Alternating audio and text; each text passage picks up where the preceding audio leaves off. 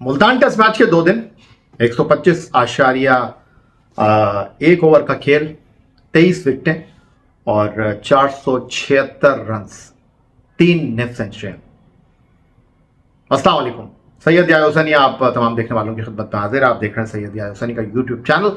और Multan test match का दूसरा दिन अपने अख्ताम को पहुंचा और 2 दिन के बाद 2 इनिंग्स सिमट चुकी हैं। खासतौर पर वेस्ट इंडीज़ की इनिंग की अगर मैं बात करता हूं तो वो सिर्फ 25.2 ओवर के खेल में 5.4 के रन औसत के साथ 137 रन बनाकर आउट हुए। टीम पाकिस्तान को पहली इनिंग में 93 रन की बरतरी मिली।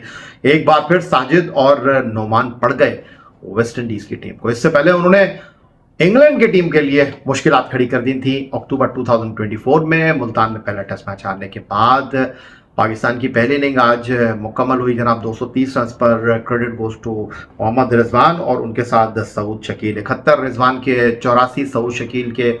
230 रन इस पिच के ऊपर बुरे नहीं थे। और वेस्ट इंडीज की इनिंग का आगाज किसी दर्दनाक अंदाज में हुआ और एक मरहले पर उनके जो है वो वेस्ट इंडीज के लगभग कुछ 5 खिलाड़ी जो है वो 34 रन पर आउट हो गए थे और सिर्फ 9.4 ओवर का खेल हो सका था। साजिद पहली 4 विकेटें ले उड़े और उसके बाद शो शुरू हुआ नोमान अली का। वो तो वेस्ट इंडीज के आखिरी बल्लेबाजों की हिम्मत को दाद देनी पड़ेगी जिन्होंने कुछ मजामत की, वरना उनके टॉप ऑर्डर में सिर्फ जो है वो कप्तान ब्रेथवेट डबल फिगर में गए थे। उसके बाद सिंक्लेयर ने 11 किए, मोटी ने 19 किए, 31 रन बनाकर वरेंका नॉट आउट रहे और 22 रन स्कोर किए 13 गेंदों पर 3 छक्कों के साथ सील्स ने। अब पाकिस्तान की टीम ने एक बार फिर जो है वो एक मरहले पर वेस्ट इंडीज के 8 आउट कर लिए थे 66 रन पर। फिर उसके बाद आखिरी 2 खिलाड़ियों ने मजामत की वेस्ट इंडीज के और याद आ गए सुपर स्पोर्ट्स पाक सेंचुरियन का टेस्ट मैच। कप्तान शान मसूद ने 4 बॉलर का इस्तेमाल किया, सिर्फ एक ओवर के लिए लेकर आए वो फास्ट बॉलर खुर्रम शहजाद को जिन्होंने साजिद के साथ बॉलिंग का आगाज किया था।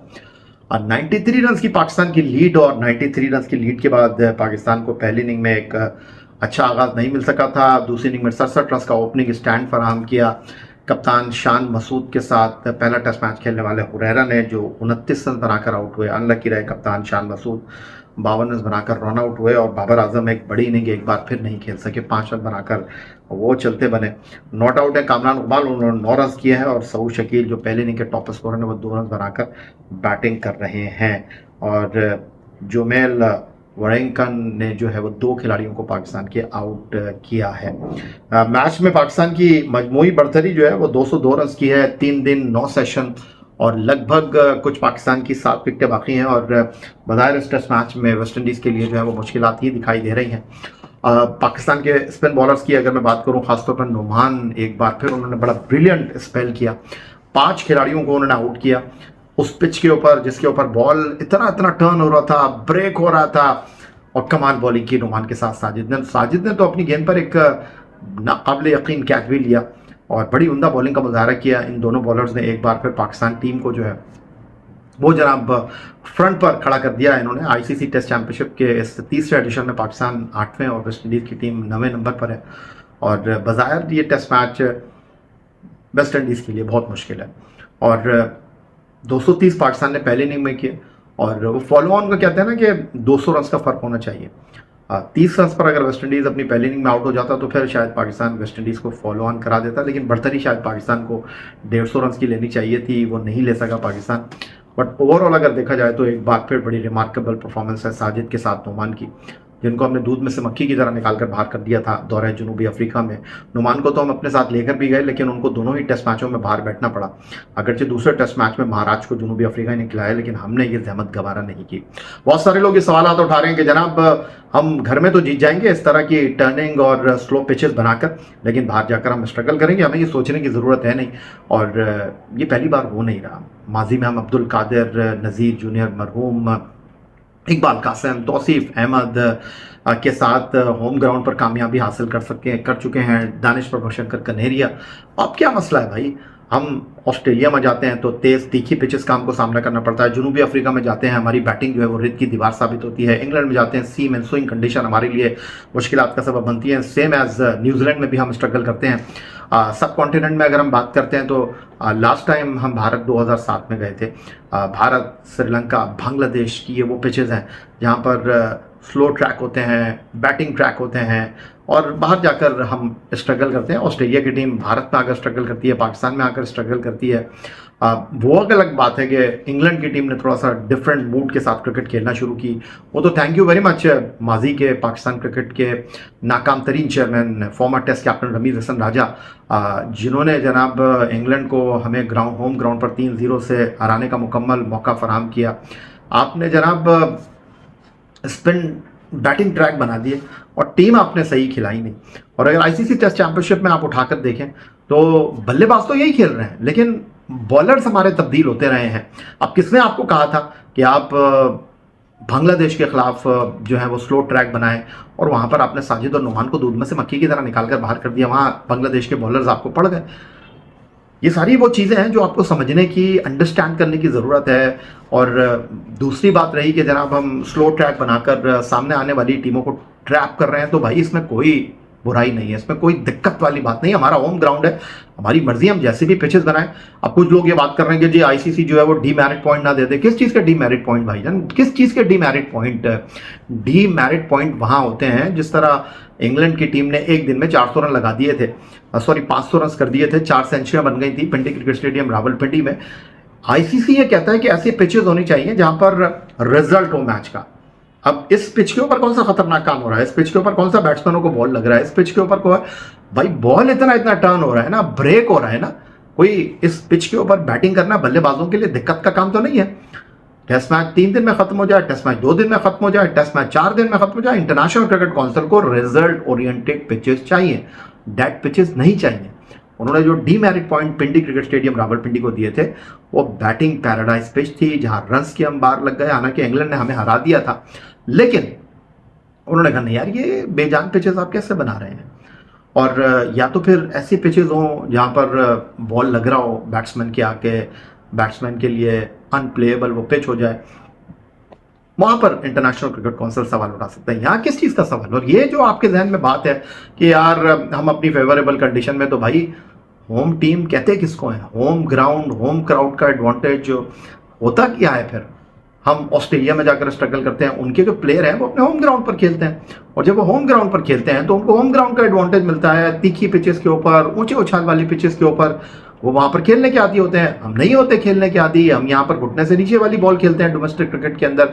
लेकिन 5 साल में एक मरतबा जब हम ऑस्ट्रेलिया जाते हैं तो यहाँ पर बॉल आ रहा होता है, हमारे सिल पे लग रही होती हैं। हम इंग्लैंड में जाते हैं 5 साल में एक मरतबा टेस्ट सीरीज खेलने के लिए, वहां पर बॉल हिल रहा होता है। वो एक अलग बात है कि हम इंग्लैंड को इंग्लैंड में जाकर हरा भी देते हैं। ये वो सारी चीज़ है जिसको समझने की ज़रूरत है। लेकिन ये कह देना कि यार हम अपने घर में जीत जाएंगे, बाहर जाकर ढेर हो जाएंगे, जो बाहर होगा वो होगा।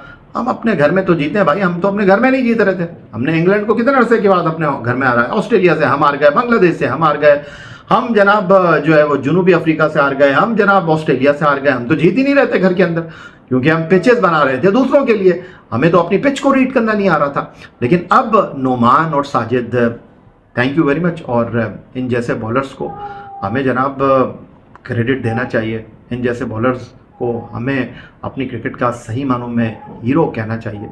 और बहुत अच्छी बॉलिंग की नोमान ने, बहुत अच्छी बॉलिंग की साजिद ने, और बहुत ही उम्दा अंदाज में उन्होंने पाकिस्तान को इस टेस्ट मैच में जो है वो पहली इनिंग में 230 पर आउट होने के बाद 93 रन की बढ़तेरी दिलाने में अहम किरदार अदा किया। एक खिलाड़ी को अबरार ने आउट किया, और इस पिच पर मुझे नहीं लगता कि वेस्ट इंडीज़ की टीम के लिए सेकेंड इनिंग में बल्लेबाजी करना इतना आसान होगा। अगरचे पाकिस्तान की टीम जो है इस मैच में काफ़ी वक्त भी ज़ाया हुआ। पहले दिन 3-3.25 घंटे के बाद मैच स्टार्ट हुआ, और रिजवान कह रहे थे कल टेस्ट मैच के पहले दिन प्रेस कॉन्फ्रेंस में कि बैट्समैन स्ट्रगल करेंगे, मुश्किल पिचेस हैं, और बिल्कुल मुश्किल पिचेस हैं, इसमें कोई शक व शुबे की गुंजाइश नहीं है। और क्रिकेट गेम ऑफ अनसर्टेनिटी, गिरगिट की तरह रंग बदलता हुआ खेल। आप 99 करें, बॉल पड़ जाए, आउट हो जाएं, 100 से दूर हो जाएंगे। पहली गेंद पर आउट हो जाएं, 0। बैट्समैन के लिए तो मुश्किल है।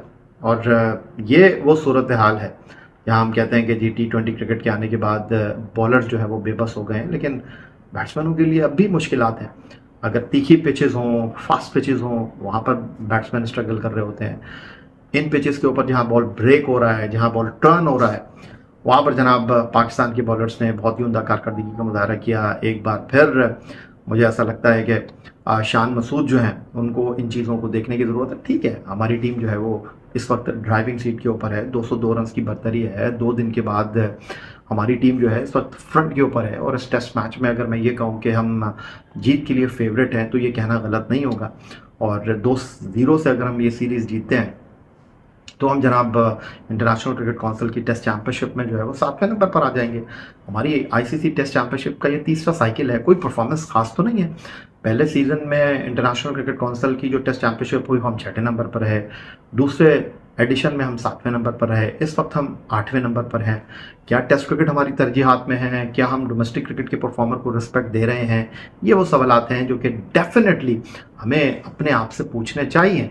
हमें जनाब डोमेस्टिक क्रिकेट के परफॉर्मर को रिस्पेक्ट देनी चाहिए। आज अगर आपकी परफॉर्मेंस टीम कर रही है, इंग्लैंड को होम ग्राउंड पर हराया है, आपने सुपर स्पोर्ट्स पार्क सेंचुरियन में 148 रन का हदफ देने के बाद जनूबी अफ्रीका को 98 फॉर 8 कर दिया था। That's just because of domestic performer. Abbas उन्होंने लगाया ना आगे जनूबी अफ्रीका की टीम को, ये वही अब्बास हैं जिनके साथ आप 2018 में क्रिकेट के घर लॉर्ड्स में इंग्लैंड में हराने में कामयाब हुए थे। यूएई में ऑस्ट्रेलिया को आपने हराया था। तो यार पहले टेस्ट मैच में 100 किया अक्टूबर 2024 में कामरान गुलाम ने। नुमान साजिद डोमेस्टिक क्रिकेट के परफॉर्मर है, और आप जब खिलाएंगे तो परफॉर्मेंस करेंगे ना। तो मेरा ख्याल है कि तालियां बजानी चाहिए इस शानदार कारकर्दगी के ऊपर, नुमान के लिए, साजिद के ऊपर। इनको जितना जनाब हम क्रेडिट दें, इनकी जितनी हम तारीफ़ करें वो कम है। हमें अपनी इंटरनेशनल क्रिकेट में टेस्ट क्रिकेट को मजबूत करने के लिए डोमेस्टिक क्रिकेट के जो परफॉर्मर हैं उनको जनाब आगे लाने की ज़रूरत है। आपकी राय का इंतज़ार रहेगा। फिलहाल अपनी इस वीडियो को समेटते हुए आपसे इजाज़त चाहूँगा। एक बार फिर बता दूं कि 202 रन की पाकिस्तान की लीड है। मुल्तान टेस्ट मैच के दूसरे दिन खेल के अख्ताम पर 3 खिलाड़ी पाकिस्तान के आउट हैं, और वेस्ट इंडीज़ की टीम मुश्किल सूरत हाल से दो चार है। चैनल को सब्सक्राइब करना मत भूलिएगा। अल्लाह हाफिज़।